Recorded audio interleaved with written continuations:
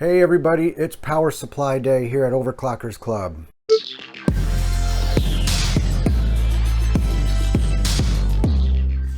So today, from Be Quiet, we've got the new Pure Power 11 FM. This one here is a 750 watt version.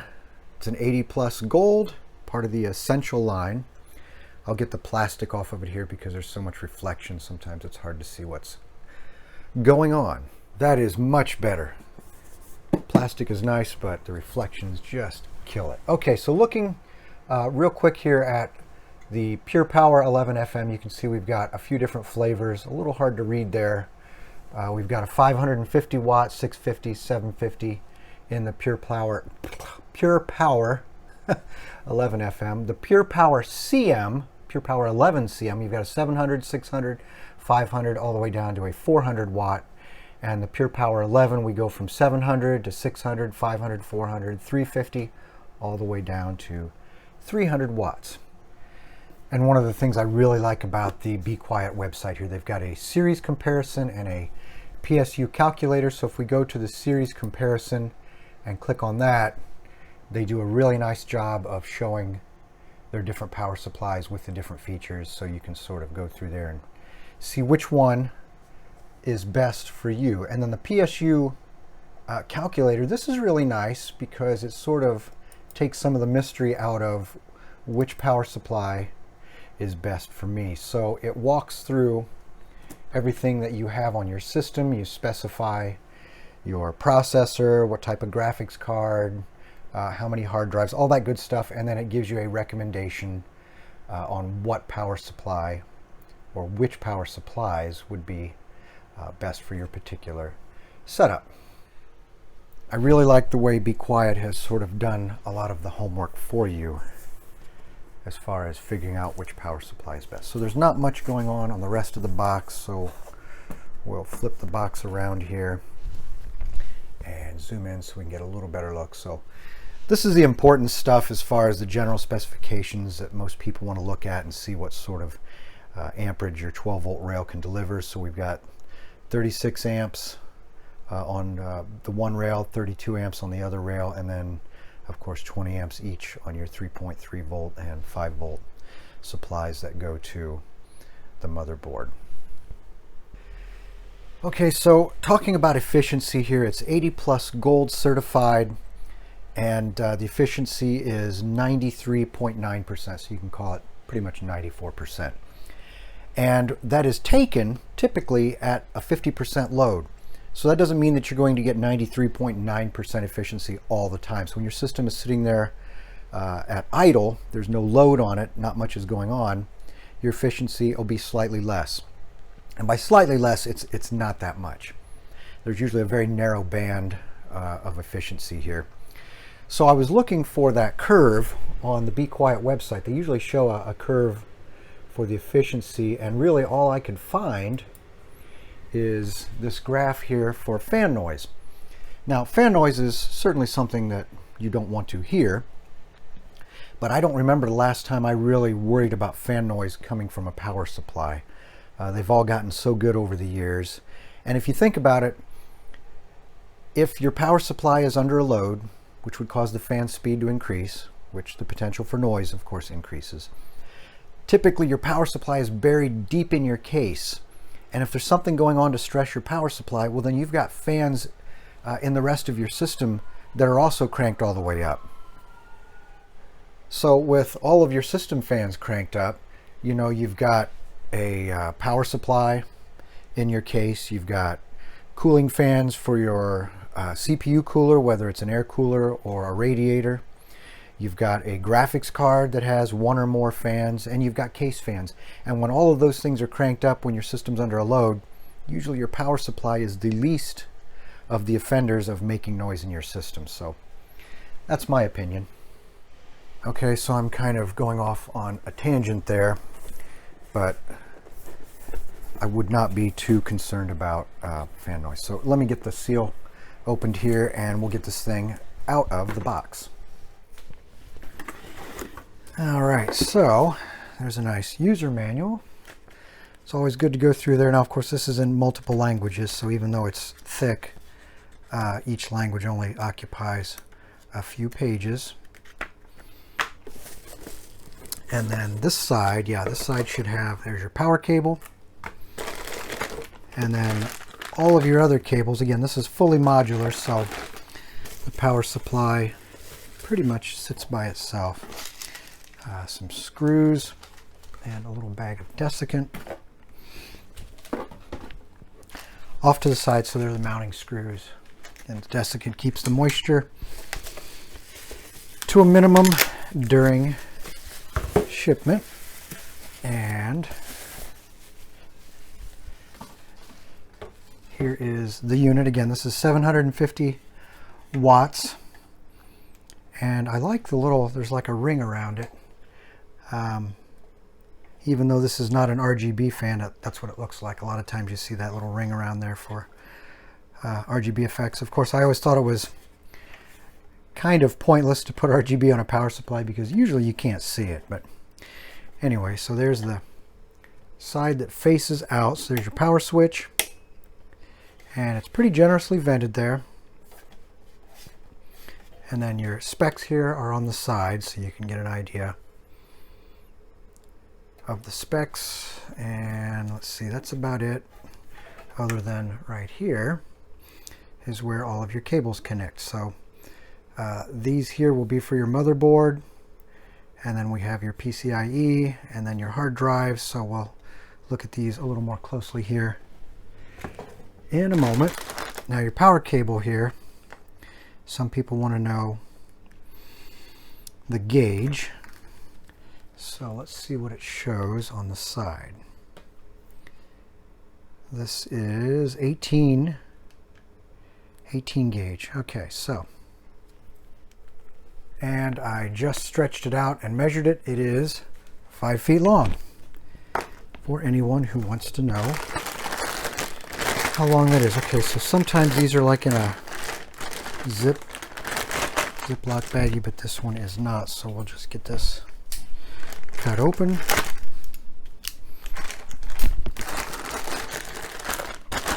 And we'll go over all of the cables. Okay, so the cables here in more detail. This is your 24-pin ATX motherboard connector. So you're going to need this no matter what. No matter what your motherboard is, you'll need that one. So that's the main one. There are two of these CPU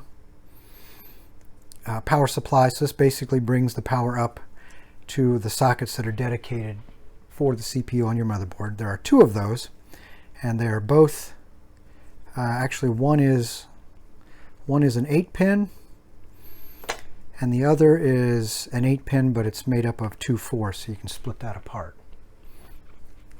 So you got two of those. Here is one that is strictly for SATA, so hard drives, for example. So there are 3 connectors on that cable. Here's another cable that is SATA also, and it has 4 connectors on it, 4 plugs. So we got 3 and 4 for SATA. Then there's actually a third one here that it has sort of a combination. We've got 2 SATA, 1 Molex, another Molex, and then this is like for your old floppy drive style, which don't know how many people still use that, but if you need it, you got it. And then there are 2 of these cables. These are for your graphics cards, for example, and they're both 8, but they're 6 plus 2. And there are 2 on each cable. So you got 2 on this cable and 2 on this cable. And again, they're 6 plus 2 on the connectors. So that pretty much sums it up for the cables.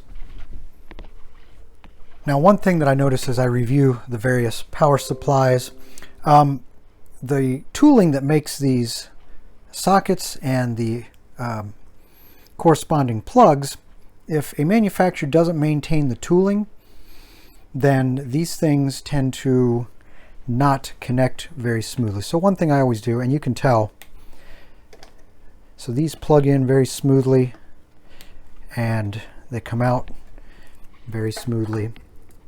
Again, not a real big deal, because usually once you plug these things in, they're in and you don't typically unplug them. So yeah, these all plug in very smoothly. I like these. So that just sort of tells me that this manufacturer does a pretty good job of maintaining their tooling, or whoever they're sourcing these components from. That tells me that they are keeping some good control over their quality. And then the last ones here, they use these smaller plugs that are all in line, and again, these all plug in and out very nicely. Cable construction. One thing that's sort of important is how flexible they are, and these aren't too bad. They seem to be all terminated in there. Plugs on the end nicely. I don't see any flashing left over.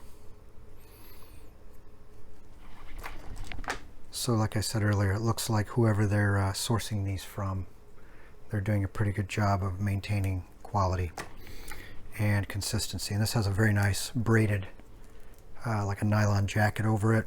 Sort of keeps the wires all together. And then their heat shrink here, looks like they've done a good job of keeping that also under control.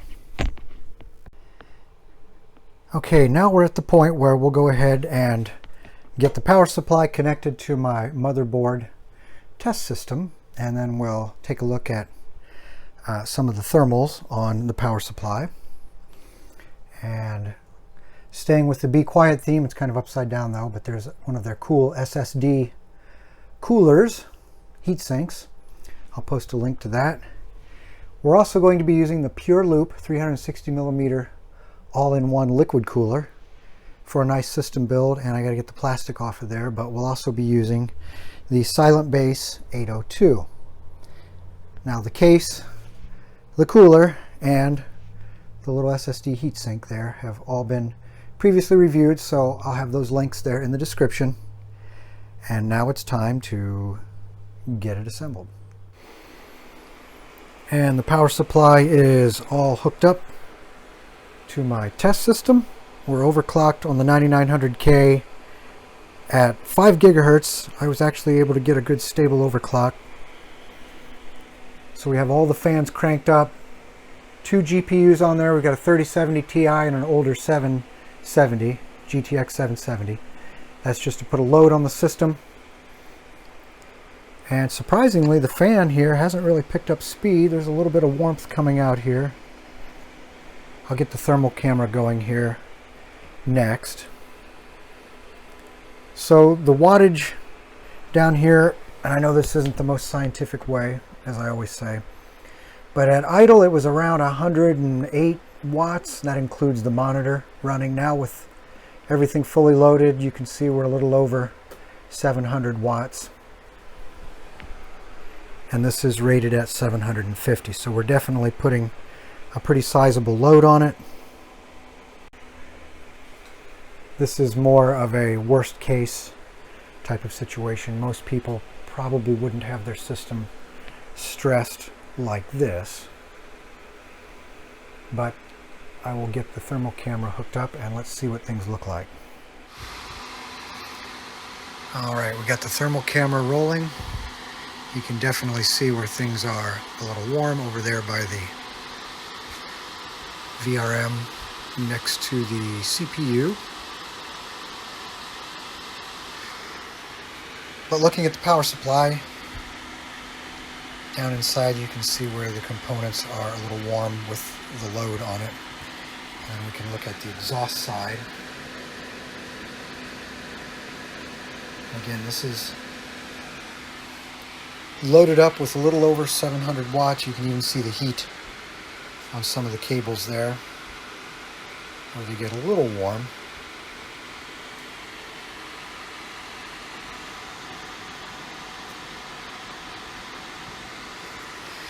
And then you can see the radiator. You can definitely see which side the warm coolant is coming in. And then it makes a U-turn at the bottom, and it should be a little cooler when it comes out. And of course the graphics cards are pretty warm too.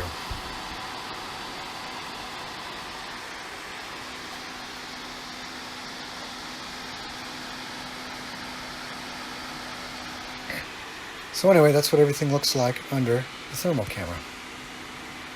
Actually, before I put the thermal camera away, I forgot to flip the power supply up on the side so we can look at the face that was sitting on the tables.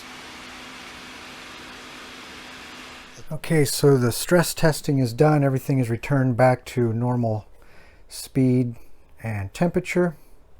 The fan here has come back down to idle, although even under that load, this thing really didn't pick up much speed. You certainly couldn't hear it, especially not with all the fans on everything else running. All these over here on the cooler. Because keep in mind, when this is buried deep in the case, you're not going to hear this fan. You're going to hear all these other fans. So although my testing there was really fairly brief compared to the life cycle of one of these units, it certainly could handle whatever I could throw at it there. Now, earlier I sort of glanced over it, but we've got 3 different versions of the Pure Power 11. So the Pure Power 11 here, that's not for you, Alexa. Anyway, so this unit here is not modular at all. All of your cables there are pre-wired and permanently attached to the main unit. You come up here to the next one, the Pure Power 11 CM. This is sort of partially modular. You do have some cables that you can connect, but your others are still bundled. Your main cables are still bundled and permanently connected. And then the Pure Power 11 FM, I guess the FM is maybe fully modular. It is a fully modular power supply because every single cable that connects to it can be removed. Okay, a little extra treat.